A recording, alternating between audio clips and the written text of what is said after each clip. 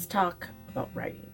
And one of my favorite writing devices or things to do in my storytelling is foreshadowing.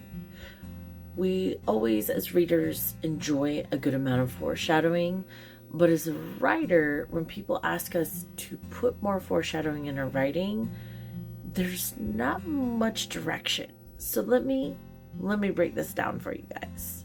First off, in case you're not familiar with what foreshadowing is, which is totally cool, it is a warning or indication of a future event. And we do this a lot in storytelling because it does several things for us, right? It's a way for us to be interacting with our characters' world, plot, and readers. But we use it to increase the immersion of the story, to drive the hook, show growth, build anticipation, leave clues and hints for things. And that's why that works for an author.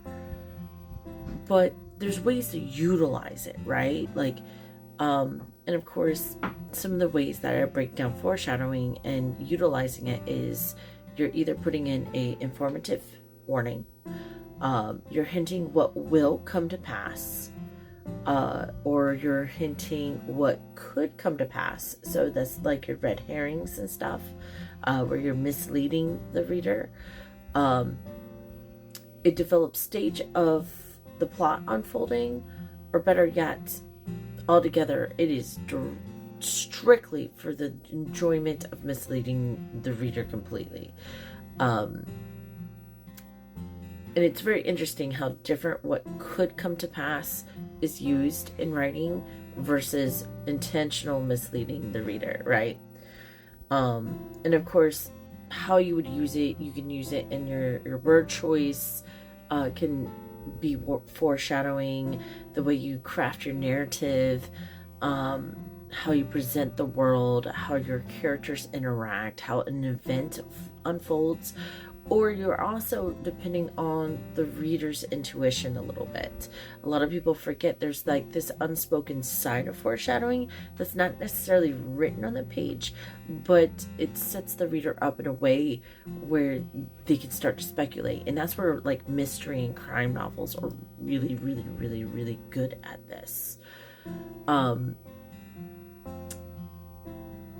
So yeah, foreshadowing is like one of my favorite things because it's like sitting at a table with someone and they're playing a card game, but instead of laying the cards face down, they've laid all the cards face up and everyone's showing their hand.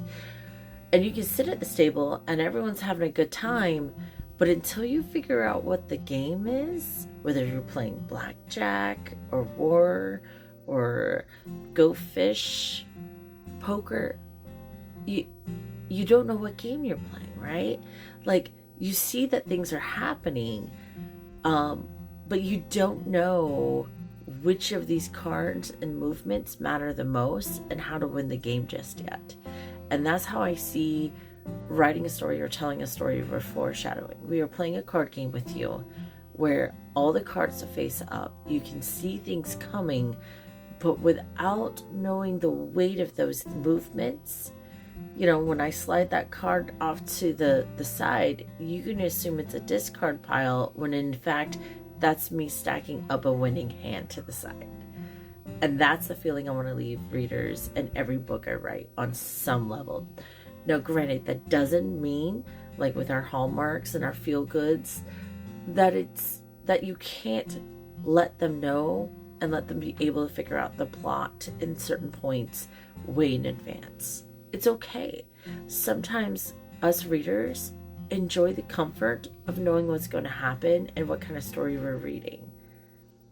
So don't feel judged by that. So writers, tell your story how you intend to tell it.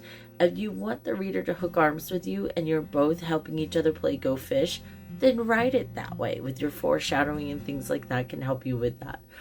If you're writing more of keep it secret, just remember, don't be vague. Be concise. Show them the card. They don't know the significance of that card until you play your hand. So do not be vague. For the love of God, do not be vague. It's okay if they get it. If they figured it out, you found your reader. You found the person who resonates the most with your characters and the story you intended to tell. So it's okay. It's okay. You're not spoiling anything unless they really understand what you've written.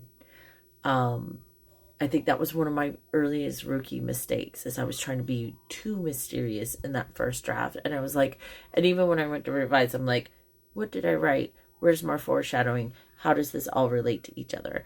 So, piece of advice and my favorite plot device.